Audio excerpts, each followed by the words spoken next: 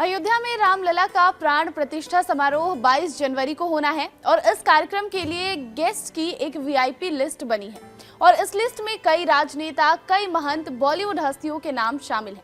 अब इस लिस्ट में उन 5 जजों के नाम भी शामिल हैं जिन्होंने राम जन्मभूमि के पक्ष में फैसला दिया था। चलिए आपको उन 5 जजों के बारे में बताते हैं जिनकी वजह से राम भक्तों का 500 वर्षों का ये सपना साकार हो पाया है। नमस्कार, TV9 दिल्ली एनसीआर में आप सभी दर्शकों का बहुत बहुत स्वागत है और मैं हूं आपके साथ प्रतिज्ञा कश्यप। अयोध्या में रामलला की प्राण प्रतिष्ठा में अब गिनती के कुछ ही दिन रह गए हैं। आगामी सोमवार यानी कि 12 जनवरी को ये समारोह होना है। एक और प्राण प्रतिष्ठा से पहले की पूजा अर्चना बीते 5 दिन से चल रही है। वहीं पीएम मोदी भी 11 दिन के विशेष अनुष्ठान पर हैं। पीएम मोदी सुबह 3:40 से पूरे 1 घंटे 11 मिनट का अनुष्ठान करते हैं और आज पीएम मोदी ने तमिलनाडु के रंगनाथ मंदिर में पूजा अर्चना की। वहां उन्होंने गजराज से आशीर्वाद भी लिया।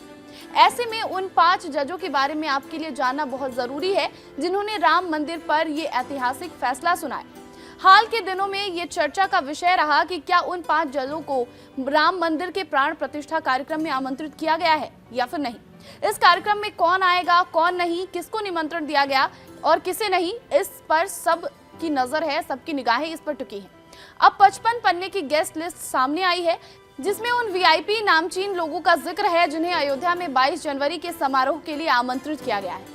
इस लिस्ट में सुप्रीम कोर्ट के उन 5 जजों के नाम भी शामिल हैं जिन्होंने राम जन्मभूमि के पक्ष में फैसला सुनाया था।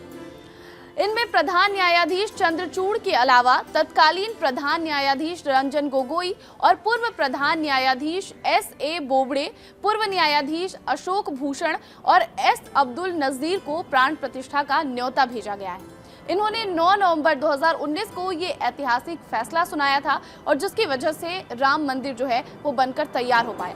सुप्रीम कोर्ट ने अपने फैसले में कहा था कि जो 2.77 एकड़ की विवादित जमीन है वहां पर रामलला की जन्मभूमि है। कोर्ट ने इस जमीन को उस ट्रस्ट को सौंपने का फैसला सुनाया था। कोर्ट ने सरकार से ये भी कहा था कि इसके अलावा 5 एकड़ जमीन उत्तर प्रदेश सुन्नी सेंट्रल वक्फ बोर्ड को दे जिसमें एक मस्जिद बन सके और उस मस्जिद की रूपरेखा भी पिछले दिनों सामने आई थी कि कैसा वो मस्जिद होगा, वो भी हमने आपको दिखाया। तो वो 5 जज जिन्होंने इस फैसले को सुनाया राम मंदिर पर और जिनकी वजह से जो राम भक्त हैं उनका जो सपना है वो साकार हो पाया। रामलला जो है वो टाट से ठाट तक पहुंच चुके हैं।